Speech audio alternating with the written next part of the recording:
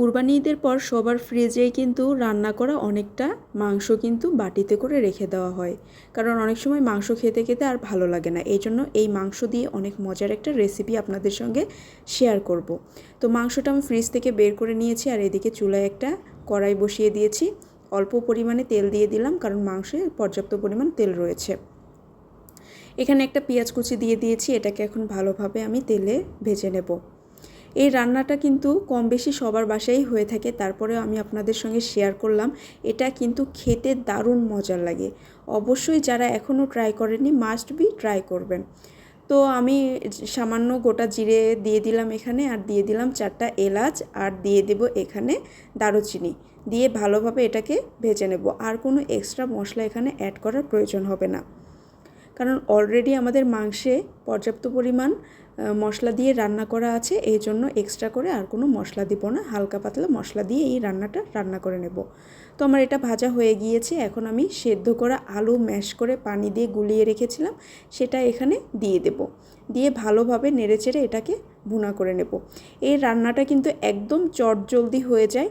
ধরেন মাঝে মাঝে মনে হয় যে একদম রান্না করতে ইচ্ছা করতেছে না, একটু রেস্ট নিতে ইচ্ছা করতেছে, তবে রান্না করতে হবে, বাসার সবাই কী খাবে, এরকম একটা টেনশন কিন্তু থেকেই যায়। তো আমার মতো কিন্তু চটজলদি ফ্রিজ থেকে এরকম রান্না করা মাংস বের করে কিছুটা আলু সেদ্ধ করে ম্যাশ করে নিয়ে এই আলুটা দিয়ে কিন্তু অনেক মজার একটা রান্না আপনি করে নিতে পারেন। তো এখানে আমি সামান্য দিয়ে দিয়েছি হচ্ছে হলুদ গুঁড়া, আর দিয়ে দিয়েছি হচ্ছে শুকনো মরিচের গুঁড়া, আর দিয়েছি লবণ। আর কোনো মশলা আমি এখানে অ্যাড করব না। এখন এটাকে ঢাকনা দিয়ে ঢেকে ভালোভাবে রান্না করে নেব। যারা যারা আমার চ্যানেলটাকে সাবস্ক্রাইব করেছেন তাদেরকে অসংখ্য ধন্যবাদ। আর যারা এখনও আমার চ্যানেলটাকে সাবস্ক্রাইব করেনি, প্লিজ আমার চ্যানেলটাকে সাবস্ক্রাইব করে পাশে থাকবেন। আমি কিন্তু সবসময় চেষ্টা করি একদম ঘরোয়া উপায়ে ঘরোয়া রান্নাগুলো দেখাতে, যেগুলো রান্না আপনারা সহজে আপনাদের বাসায় থাকা জিনিসপত্র দিয়ে করতে পারবেন এবং খেতে কিন্তু দারুণ মজার হবে, আর বাসার সবাই অনেক বেশি পছন্দ করবে। তো আলুটা যখন আমার কিছুটা ভুনা করে হয়ে গিয়েছে, এই পর্যায়ে আমি মাংসটাকে এখানে দিয়ে ঢাকনা দিয়ে ঢেকে ভালোভাবে রান্না করে নেব। আর হচ্ছে প্লিজ ভিডিওতে একটা করে লাইক দিয়ে দিবেন। অনেকেই ভিডিও দেখেন কিন্তু লাইক দিতে হয়তোবা ভুলে যান, প্লিজ ভিডিওতে একটা লাইক দিয়ে দিবেন। তো আমি ঢাকনা দিয়ে ঢাকার কারণে মাংসগুলো কিন্তু বরফ ছেড়ে গেছে, এখন এই আলুটার সঙ্গে ভালোভাবে মিশে গেছে। তো এটাকে আমি ভালোভাবে এখন নেড়ে চেড়ে ভুনা করে নেব। অবশ্যই অনবরত নাড়াচাড়া করতে হবে, না হলে কিন্তু নিচে পোড়া লেগে যাবে। তো আমি বারবার ঢাকনা দিয়ে এবং ঢাকনাটাকে উঠিয়ে ভালোভাবে এটাকে নাড়াচাড়া করে নিচ্ছি। আর এই পর্যায়ে কিন্তু অবশ্যই চেক করে নেবেন যে লবণ ঝালটা ঠিক আছে কিনা। যদি না থাকে তাহলে অবশ্যই এই পর্যায়ে অ্যাড করে দিতে পারবেন।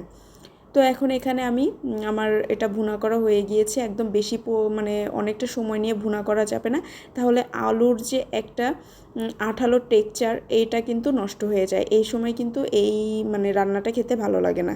এই জন্য অল্প সময় আর কি এটাকে ভুনা করে নিতে হয়। তারপরে এখানে আমি পরিমাণ মতো পানি অ্যাড করে দিয়েছি, দিয়ে এটাকে ভালোভাবে নেড়েচেড়ে ঢাকনা দিয়ে ঢেকে এখন বলক ওঠা পর্যন্ত অপেক্ষা করছি। এখন এখানে বলক উঠে গিয়েছে, এখন এটাকে আমি আরও কিছুক্ষণ নাড়াচাড়া করে নেব। নাড়াচাড়া করে আমি এটাকে আবারও ঢাকনা দিয়ে ঢেকে রান্না করে নেব। কিছুক্ষণ পরপর ঢাকনাটা উঠিয়ে কিন্তু আমাদেরকে এটা নাড়াচাড়া করে দিতে হবে। এখন আমি ঢাকনাটা উঠিয়ে নিচ্ছি, আমার রান্নাটা কিন্তু প্রায় শেষের দিকে। এখন আমি আবার একটু নাড়াচাড়া করে নিচ্ছি। নাড়াচাড়া করে এটাকে এখন আমি নামিয়ে নেব চুলা থেকে। তো আমার মনে হয়েছিল লবণটা একটু কম হয়েছে, তো এই পর্যায়ে আমি সামান্য পরিমাণ লবণ অ্যাড করে দিয়েছি। দিয়ে আবারও এটাকে নাড়াচাড়া করে আমি একদম চুলা থেকে নামিয়ে নেব, কারণ এটা ঠান্ডা হলে আরও বেশি ঘন হয়ে যাবে। তো এখন আমি একটা ফ্রাই প্যান চুলায় দিয়ে দিয়েছি। সামান্য পরিমাণ জিরা এখানে আমি ভেজে নেব। এই ভাজা জিরার গুঁড়াটা আমি ক্রাশ করে আর কি দিয়ে দেব এই রান্নাটার উপরে। দিলে এত সুন্দর একটা ফ্লেভার আসে, আর খেতে কিন্তু দারুণ মজার হয়। অবশ্যই চেষ্টা করবেন লাস্টে এটা দেওয়ার জন্য। একদম ইনস্ট্যান্ট করার চেষ্টা করবেন এটা, তাহলে কিন্তু ফ্লেভারটা অনেক বেশি পাবেন।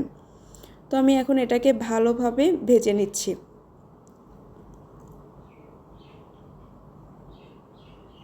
তো এটা আমার ভাজা হয়ে গিয়েছে, এখন এটাকে আমি ক্রাশ করে নিয়ে আসছি। তো তো ক্রাশ করে নিয়ে এসেছি আর চুলা কিন্তু অফ আছে। এই পর্যায়ে আমি উপর দিয়ে কিন্তু এই মানে জিরের গুঁড়োগুলো ছড়িয়ে দেব। এত সুন্দর একটা ফ্লেভার আসবে, যখন খাবেন এই সময় বুঝতে পারবেন। সবাই ভালো থাকবেন।